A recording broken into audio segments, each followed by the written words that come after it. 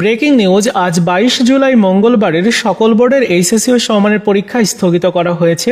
সংবাদ মাধ্যমে নিউজ আসতে শুরু করেছে। দ্য ডেইলি ক্যাম্পাস নিউজ করেছে মঙ্গলবারের এইচএসসি পরীক্ষা স্থগিত। ঢাকা পোস্ট অনলাইন পত্রিকায়ও নিউজ করা হয়েছে যে মঙ্গলবারের এইচএসসি সমমানের পরীক্ষা স্থগিত। আমি দুইটা নিউজ দেখাচ্ছি, তবে প্রত্যেকটা নিউজ চ্যানেলে বা নিউজ পত্রিকাগুলোতে অলরেডি নিউজ আসতে শুরু করেছে। বিস্তারিত অংশে রয়েছে যে আজ মঙ্গলবারের 22 জুলাইয়ের এইচএসসি ও সমমানের পরীক্ষা স্থগিত করা হয়েছে বলে জানিয়েছে তথ্য উপদেষ্টা মাহফুজ আলম, এবং মঙ্গলবার মধ্যরাতে তার ফেসবুক আইডি থেকে এই তথ্য জানানো হয়। এতে বলা হয়, শিক্ষা উপদেষ্টা মহোদয়ের সাথে তথ্য সম্প্রচার মন্ত্রণালয়ের মাননীয় উপদেষ্টা জনাব মাহফুজ আলমের সাক্ষাৎ হয়েছে।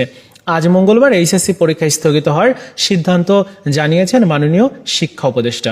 এবং যে পোস্ট করা হয়েছে সেই পোস্টটা দেখছিলাম আমি, এবং এই পোস্টটা করা হয়েছে 2:40 এতটা লেট হলো কেন? এইচএসসি পরীক্ষার্থী যারা রয়েছে তাদের চোখে কিন্তু ঘুম নাই, আর সারা বাংলাদেশ জেগে আছে। কারণ গতকালকে যে ঘটনাটা ঘটেছে, অনেক ছাত্রছাত্রী, অনেক বাচ্চারা তারা এখনও চিকিৎসাধীন অবস্থাতে রয়েছে। ইতিমধ্যে 20 জন মারা গেছেন, আরও প্রায় 100-রও বেশি, আমি যতটুকু দেখেছি যে প্রায় 150 জনেরও বেশি তারা চিকিৎসাধীন অবস্থাতে রয়েছে।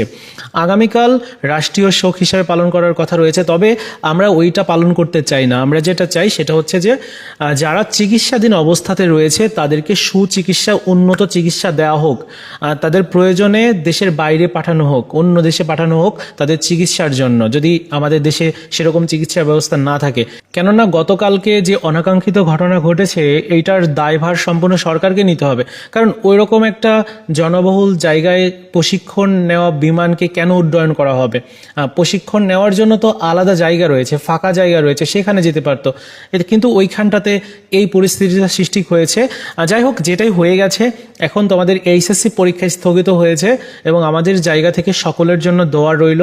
আর যারা চিকিৎসাধীন অবস্থাতে রয়েছে তাদের প্রত্যেকের জন্য তোমরা দোয়া করবে। যাদের বিশেষ করে রক্তের প্রয়োজন তাদেরকে কিন্তু রক্ত দিতে হচ্ছে, বিশেষ করে নেগেটিভ রক্তের বেশি সংকট দেখা দিচ্ছে। এখনো পর্যন্ত কোনো শিক্ষা বোর্ডের ওয়েবসাইটগুলোতে তারা এখনো কোনো ধরনের নোটিশ প্রকাশ করেনি, তবে খুব তাড়াতাড়ি নোটিশ এসে যাবে, তোমরা দেখতে পারছো। আর প্রত্যেকটা নিউজ চ্যানেলে কিন্তু এই নিউজগুলো দেখানো হচ্ছে।